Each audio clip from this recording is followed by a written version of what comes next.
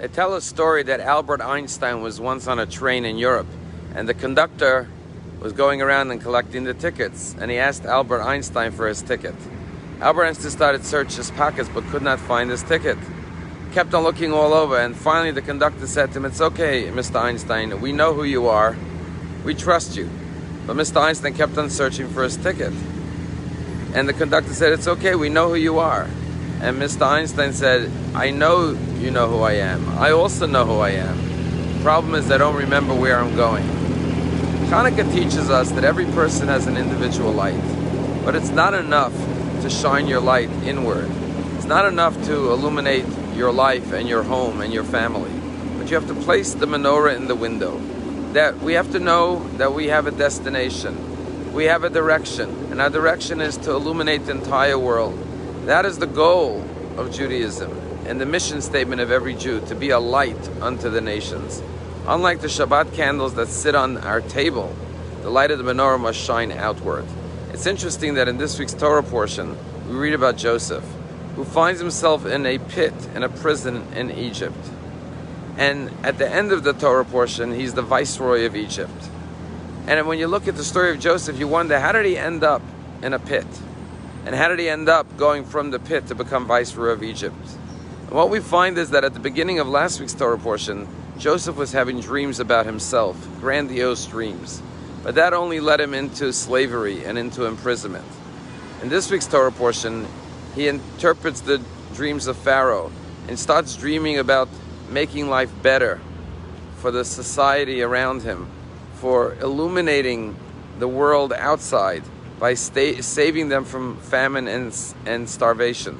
And it's only through interpreting and helping others realize their dreams, like the butler, the baker, and Pharaoh, that he rises from the pit to prominence and rulership and leadership in Egypt.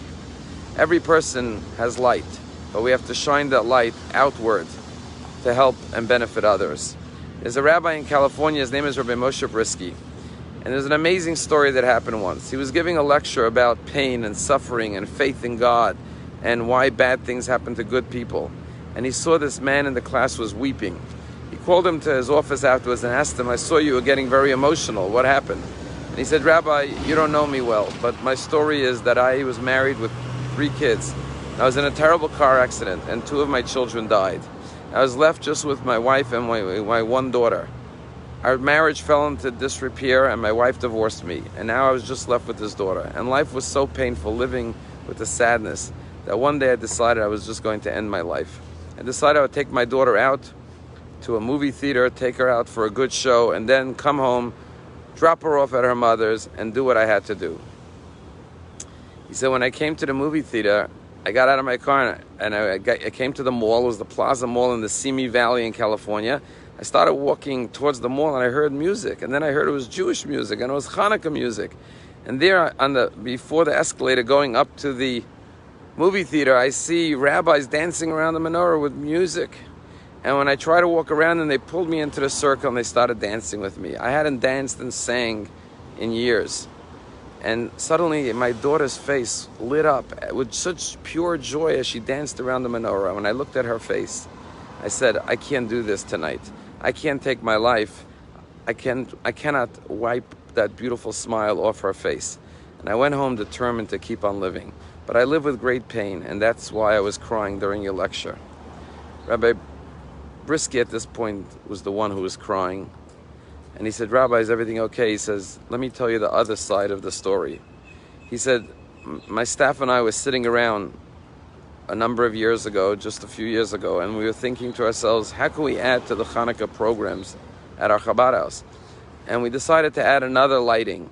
So we decided it was time to go to the Simi Valley and light the menorah there. So I looked up, I called the rectory, 411, and I asked them, do you know of I'd like to go to a mall, unlike a number of a mall in Simi Valley. And the operator said, "Which mall?" I said, "I don't know, just give me any one." And she said, "Okay, there's the Plaza Mall." And she gave me the number. I called the mall and I said, "I'd like to come do a Chanukah celebration." And the woman said, "Are you sure you want to come to our mall?" I said, "Yeah, absolutely." She said, "Sure, you're more than welcome to come."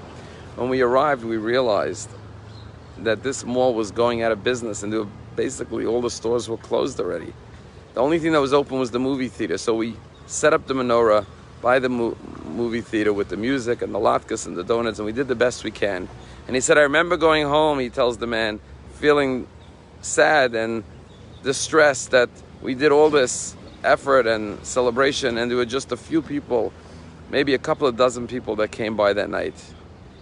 And he said, little did I realize that God sent me to that mall, to that movie theater, to save your life and your daughter's. At that point, Rabbi Brisky turned around to his bookcase, started looking through some albums, until he found the album with the Chanukah celebration of that year at the Plaza Mall in the Simi Valley. Started to flip through the pages until they saw a picture of the rabbi dancing with this man and his daughter. Chanukah is about miracles. If we take our light and shine it outwards, we could bring light, joy, and life to others. That's the message of Chanukah. Happy Chanukah.